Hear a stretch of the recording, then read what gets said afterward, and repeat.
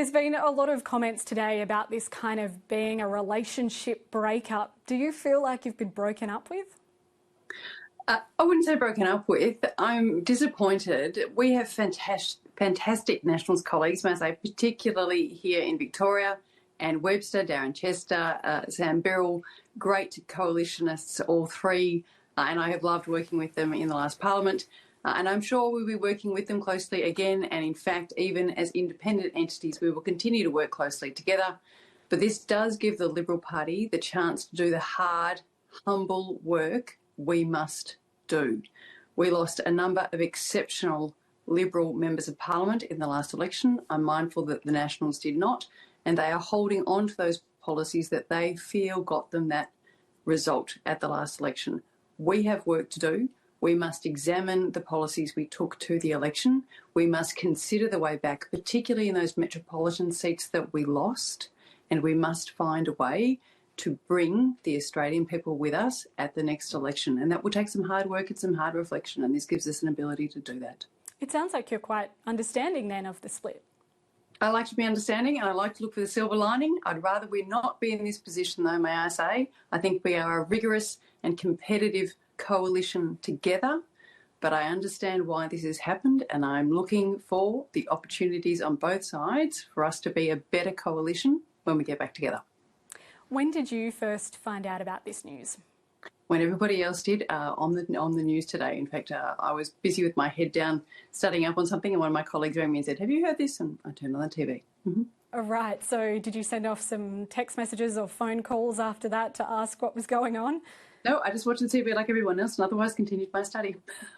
I knew eventually there would be press conferences on both sides, and we would have an explanation, which we have most recently this afternoon from both David, just on your show now, and prior to that, Susan's press conference. Was that a sort of surprising way for you to find out as a Liberal MP that the Nationals have split up?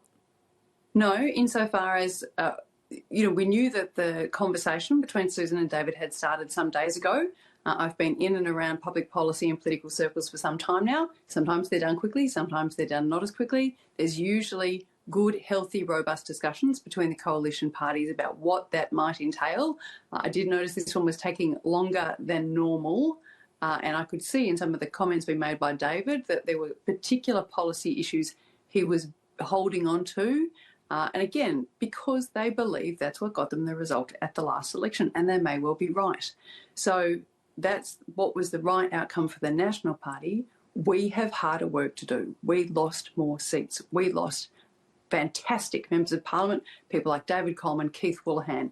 We must find the way back, particularly in metropolitan Australia, and that will involve a good hard look at ourselves. Would you like to see the Liberals and Nationals form a coalition again in this term of Parliament? Of course, yes. I would like us to be going to the next election as a coalition. It must be hard for you, though, to find out this news via the news, in fact, today. I guess, can you just tell us a bit about that? You said you saw the news and then you made some phone calls, or you got a phone call, rather. Is this what you were expecting for your day today? These negotiations have been going on for a little while. Was there sort of an indication there that things were going to end on a sour note? Evelyn, to be frank, I was looking at the papers for the Victorian budget today, desperately looking for an announcement from this terrible Allen government that maybe they'd put some money into the Rosebud Hospital. They had $650 million for regional hospitals and not $1 for the Rosebud Hospital that desperately needs to be rebuilt a couple of kilometres up the road from my home. The community is desperate to see it. I was otherwise looking through those papers to see if we had new bus lines, might be something there, or the important investment we need to our local schools. That's what I was focused on, more than what was happening within the walls in Canberra. So I recognise what's happened today. I understand why it's happened. I'm looking for the opportunity it means for our side of politics, both from the National side and from the Liberal side. But frankly, today I was focused on Flinders and what the Victorian budget meant for them. Is this then potentially, in your view, a good outcome for the Liberal Party? You can have a bit of space. I think it enables us to do the work we need to do. I must be clear, I would much prefer that we were with our national brothers and sisters in a joint party room, but I do believe that it enables us to keep all matters on the table and do a proper reflection and a proper interrogation, and frankly, to be able to go to Australians, particularly in the cities, and say, right, tell us what we did wrong, tell us what you want to see us do differently, and then we get to craft policy around that consistent with Liberal values. And then eventually we will bring the parties back together, and I hope sooner rather than later, and then we get to go and face the 2028 election together.